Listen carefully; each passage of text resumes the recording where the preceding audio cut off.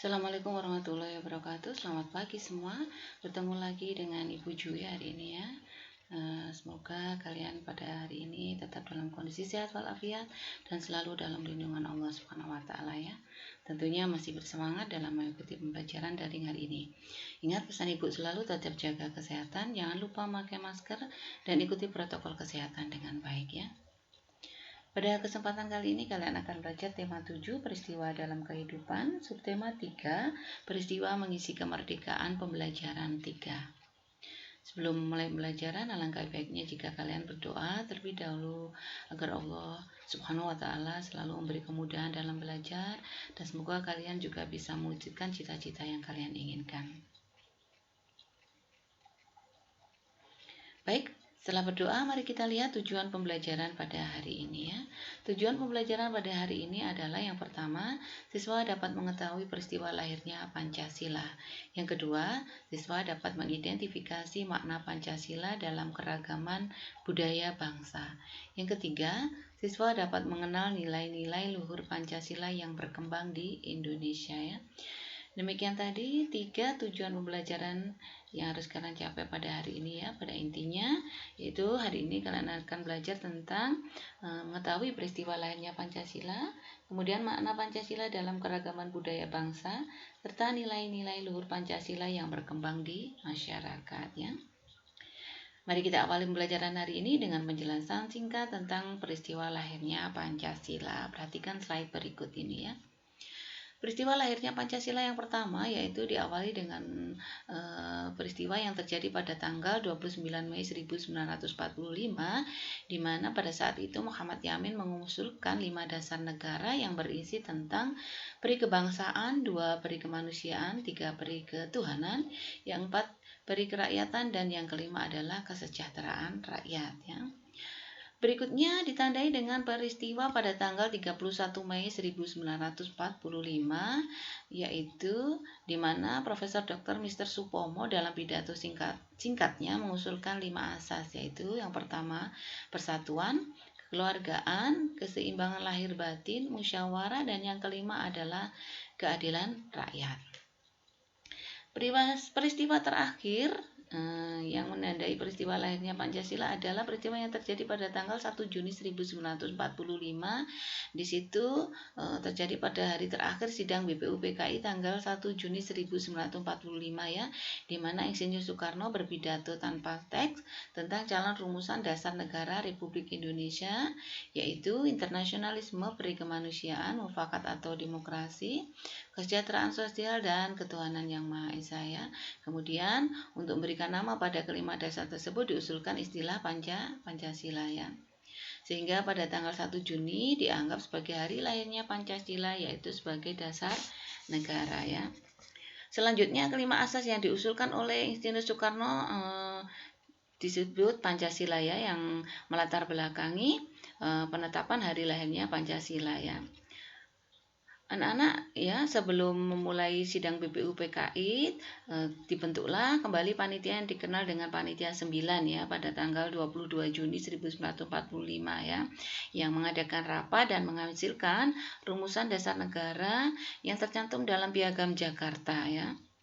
Setelah mendapat beberapa perubahan, Pancasila sebagai dasar negara akhirnya pada tanggal 18 Agustus 1945 dituliskan dalam pembukaan Undang-Undang Dasar 1945 yang berbunyi sebagai berikut, yaitu ketuhanan yang Maha Esa, kemanusiaan yang adil dan beradab, persatuan Indonesia, kerakyatan yang dipimpin oleh hikmat kebijaksanaan dalam permusyawaratan perwakilan, dan yang kelima adalah keadilan sosial bagi seluruh rakyat Indonesia. Dan inilah yang kita pakai sebagai Pancasila yang sekarang seperti yang biasa kalian lakukan, kalian ucapkan pada saat setiap hari atau bahkan pada saat upacara bendera ya.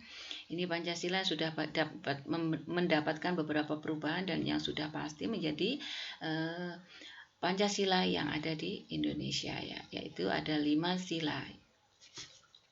Baik, demikian tadi setelah kalian melihat, membaca, dan mendengarkan penjelasan tadi ya. Penjelasan ini juga bisa kalian lihat ada di buku tema. Selain itu ada di buku pendamping kalian di Bu Pena 146, 147. Nanti kalian bisa membaca sendiri, dan harapannya setelah kalian mengerti mengenai penjelasan tentang peristiwa lahirnya Pancasila, kalian nanti bisa menjawab pertanyaan yang ada di halaman ini 176 dan 177 ya. 176 dan 177 ya. Tentunya setelah kalian melihat penjelasan yang ada di slide berikut ini ya. Peristiwa lahirnya yang pertama, lahirnya Pancasila yang pertama, kemudian ini kedua, ketiga, dan yang terakhir ini ya, pada tanggal 18 Agustus 1945 disahkan Undang-Undang Dasar 1945 yang akhirnya merumuskan prinsip dasar Pancasila yang berbunyi sebagai yang Ibu jelaskan tadi ya. Nah, ini tadi tugasnya kalian nanti menjawab pertanyaan yang di halaman 176, 177 ya. Dari peristiwa lahirnya Pancasila, sekarang kita lanjutkan dengan penjelasan mengenai peran Pancasila dalam menjaga keberagaman bangsa ya. Perhatikan slide peran Pancasila berikut ya. Peran Pancasila dalam menjaga keberagaman bangsa ya. Pancasila berperan sebagai dasar negara yang merupakan kepribadian dan pandangan hidup bangsa Indonesia ya. Maka nilai-nilai luhur yang terkandung di dalam Pancasila harus dipahami dan diamalkan oleh setiap warga negara Indonesia dengan memahami dan mengamalkan nilai-nilai luhur Pancasila ya. Kita memiliki dasar yang kuat sehingga akan bisa menentukan sikap dan perilaku dalam menghadapi perubahan-perubahan yang terjadi ya. Peran Pancasila berikutnya adalah Pancasila merupakan ukuran dan pedoman nilai dan norma untuk menyikapi pengaruh dan perkembangan iptek ya. Kemudian peran berikutnya yaitu Pancasila merupakan pandangan hidup yang telah menyatu di dalam kebudayaan bangsa Indonesia ya. Dari penjelasan mengenai peran Pancasila tadi, harapannya kalian bisa menuliskan informasi-informasi penting dalam bagan yang telah tersedia pada halaman 179 di buku tema kalian ya. Coba kalian nanti buka buku tema kalian, kemudian kalian coba untuk menuliskan informasi penting yang ada di bacaan tadi ya.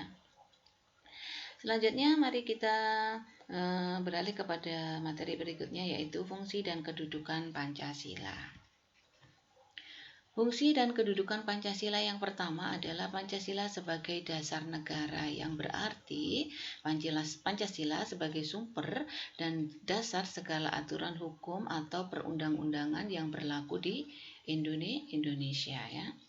Kemudian yang kedua, Pancasila sebagai pandangan hidup dan ideologi bangsa ya. Yang berarti Pancasila merupakan sistem nilai yang ideal dan diyakini kebenarannya untuk diwujudkan dalam kehidupan bermasyarakat sebagai pemersatu bangsa ya.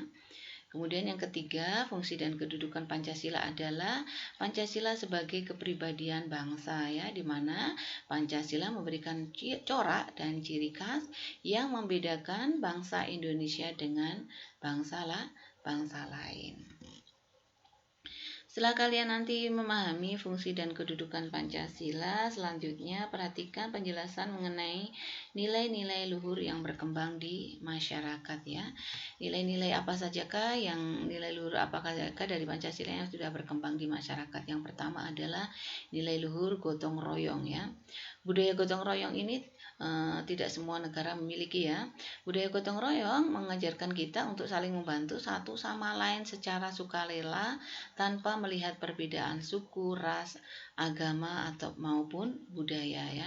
Ini budaya ini sudah seperti mendarah daging di bangsa Indonesia ya. Kita selalu bergotong royong dalam segala hal, terutama untuk kepentingan bersama ya.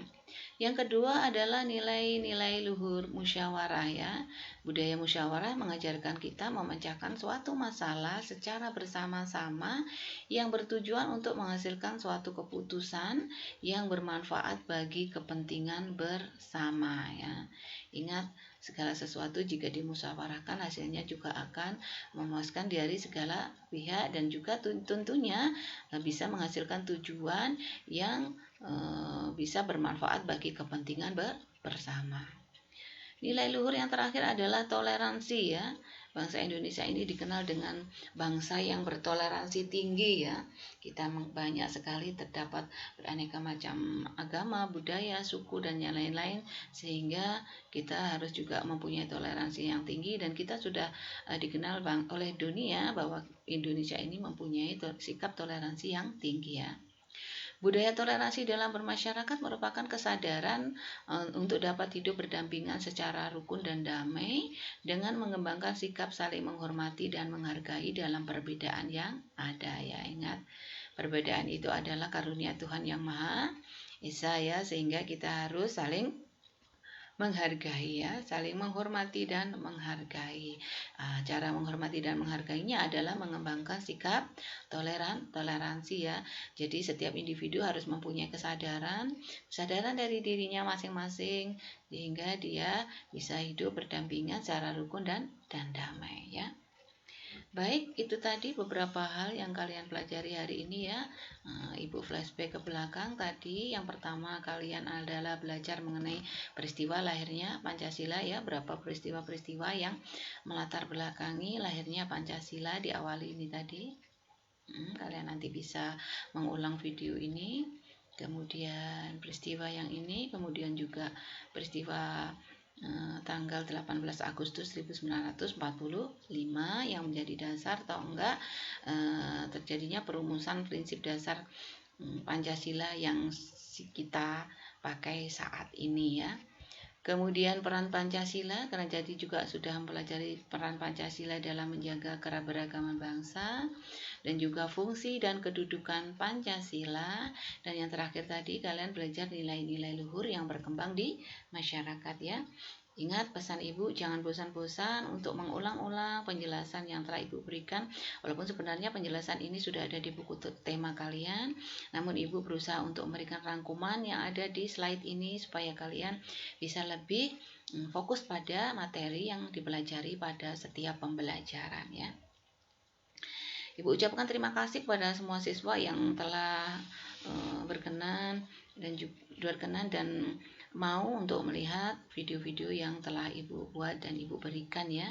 Harapan Ibu apa yang penjelasan dan rangkuman yang Ibu berikan pada setiap materi tayangan bisa kalian manfaatkan ya, bisa bermanfaat buat kalian dan semoga penjelasan Ibu bisa kalian mengerti. Baik, Ibu akhiri pembelajaran pada hari ini. Sampai bertemu pada pembelajaran selanjutnya. Ucapkan terima kasih, tetap semangat, jaga kesehatan selalu. Wassalamualaikum warahmatullahi wabarakatuh.